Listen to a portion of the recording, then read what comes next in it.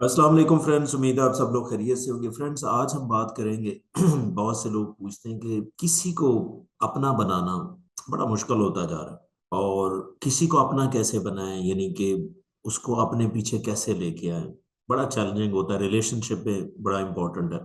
देखिए, अगर आप थोड़ी सी साइकोलॉजी सीख लेना तो ये काम इतना मुश्किल नहीं है। किसी को अपना बनाना कोई मुश्किल काम नहीं है।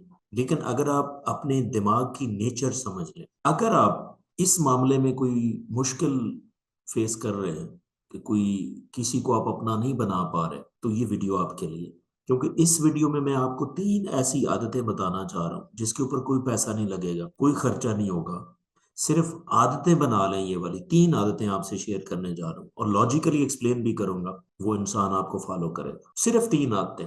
पहली आदत कि उस इंसान के इमोशन को सेफ रखें, उसके इमोशन को सेफ्टी दें। अब इसका क्या मतलब है? पहली चीज, इसको मैं कहता हूं इमोशनल सेफ्टी। उस इंसान को यकीन करवा दें कि आपके इमोशन जो है ना, आपके पास सेफ है, तो वो आपका है।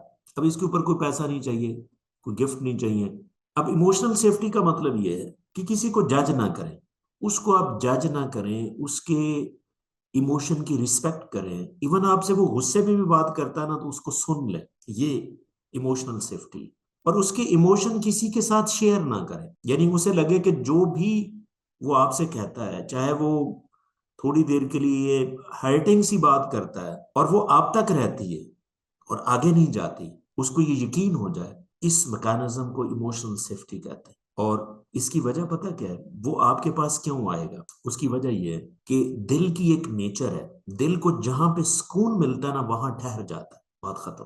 पहले पहली चीज मैंने पहली आदत बता, और ये अपना ले, इसके ऊपर कुछ नहीं होने लगा। उसके इमोशंस को सेफ्टी दे दे, नंबर 1।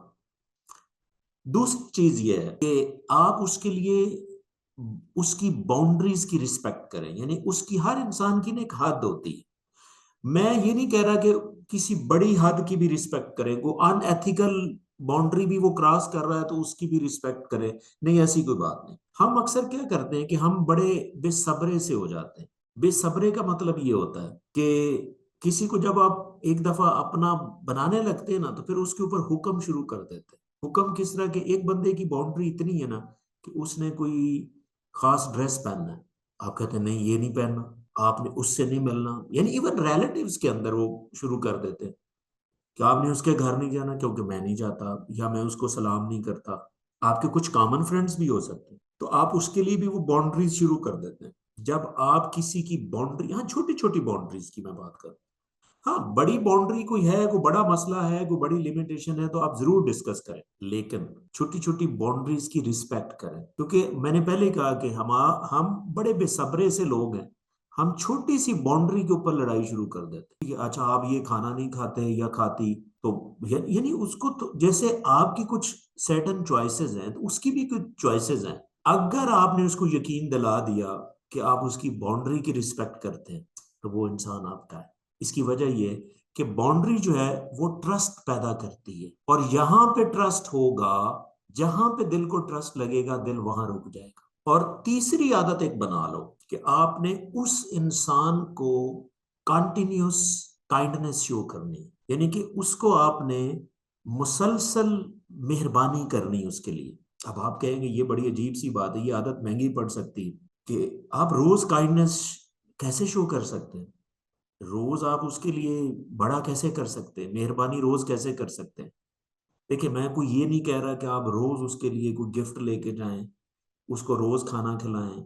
नहीं, यहाँ पे आपने ना एक दिमाग की नेचर समझनी है। अगर आप किसी को काइंडनेस शो करते हैं, किसी भी शक्ल में काइंडनेस, अब काइंडनेस ये हो सकती है आप किसी को खाना भी खिला सकते हैं।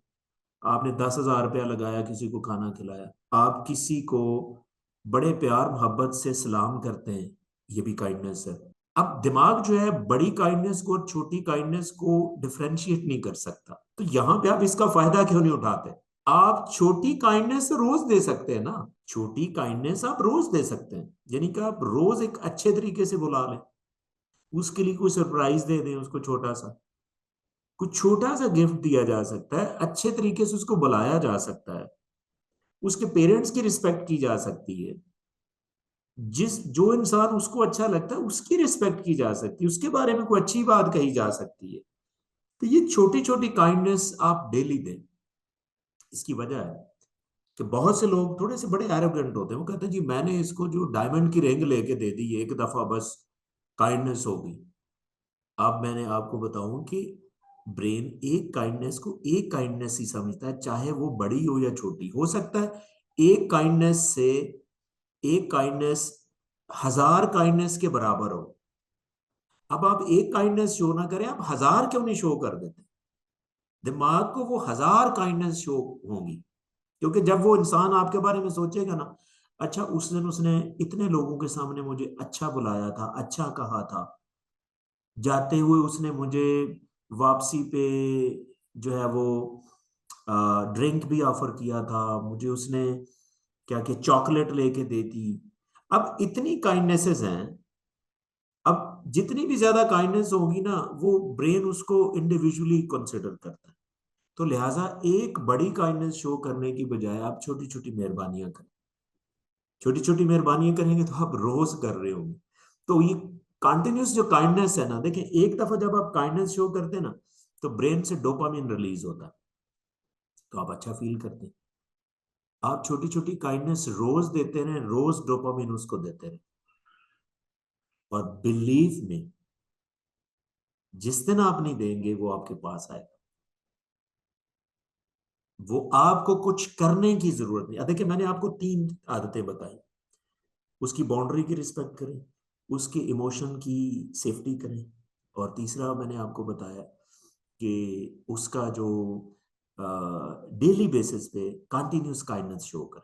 अगर आप ये तीनों काम करेंगे तो बिलीव में आपको कुछ और करने की जरूरत नहीं, वो इंसान के आपके पीछे आएगा, आपका रिलेशनशिप मजबूत होगा, आपकी अच्छी जिंदगी गुजरेगी। आई होप कि आपको कॉन्सेप्ट अच्छा लगा होगा, लेकिन फिर भी अगर आपका कोई क्वेश्चन है, please do write me in the comment section and definitely I will answer. Thank you.